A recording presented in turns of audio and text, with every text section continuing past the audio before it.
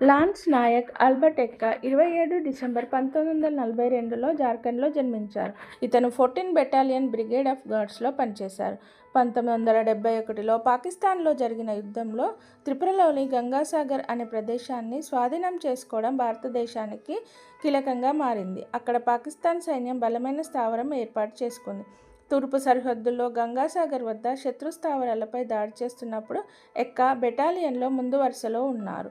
శత్రు దళాలు షెల్లింగ్ మరియు చిన్న చిన్న ఆయుధాలతో కాల్పులు జరుపుతున్నారు. ఎక్కా తన బెటాలియన్పై భారీ నష్టం కలిగించిన శత్రువు యొక్క లైట్ మిషన్ గన్ను గమనించాడు. తన వ్యక్తిగత భద్రతను పూర్తిగా విస్మరించి అతను శత్రువు బంకర్పై దాడి చేసి 2 శత్రు సైనికులను చంపి మిషన్ గన్ను నిశ్శబ్దం చేశాడు.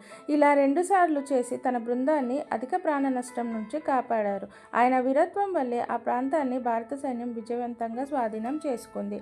ఎక్కా గారికి 2000 సంవత్సరంలో భారతదేశ అత్యున్నత పురస్కారమైన పరమవీర చక్రను మరణాంతరం పొందారు. ఈ అవార్డును 50వ గణతంత్ర దినోత్సవం సందర్భంగా అందజేశారు.